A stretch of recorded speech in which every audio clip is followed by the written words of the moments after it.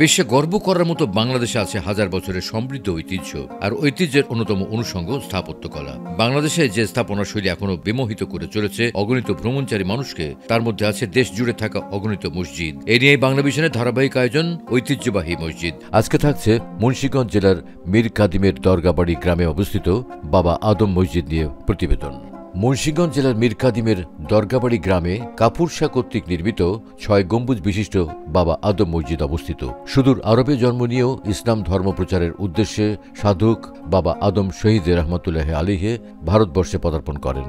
তিনি 1158 থেকে এই দেশে ইসলাম প্রচার শুরু করেন। পরবর্তীতে 1178 সালে সেন শাসন আমলে তিনি মুন্সিগঞ্জের মীর কাদিমে আগমন করেন। সে সময় মুন্সিগঞ্জ ছিল বল্লাল সেনের রাজত্বে।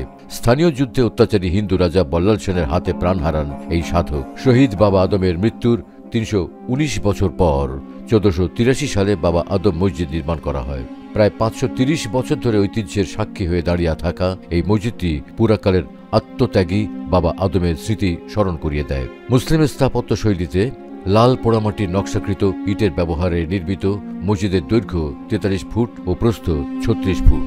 6টি গম্বুজ বিশিষ্ট মসজিদের অভ্যন্তরীণ অংশের পশ্চিম দেয়ালে অর্ধবৃত্তাকার কারুকাজ খচিত অবতল বেহরাব ও চারকোনায় গ্রানাইট পাথরে নির্মিত 4টি অষ্টভুজাকৃতির অলঙ্কৃত মিনার রয়েছে।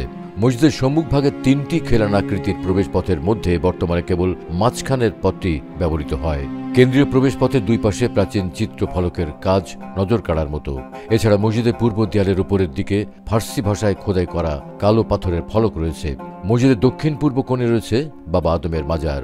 1948 খ্রিস্টাব্দে ঐতিহ্যবাহী বাবা আদম মসজিদটি বাংলাদেশ প্রত্নতত্ত্ব অধিদপ্তরের তত্ত্বাবধানে আনা হয় এবং 1991 সালে বাংলাদেশ সরকারের পক্ষ থেকে এই মসজিদের ছবি দিয়ে ডাক টিকিট প্রকাশ করা হয়।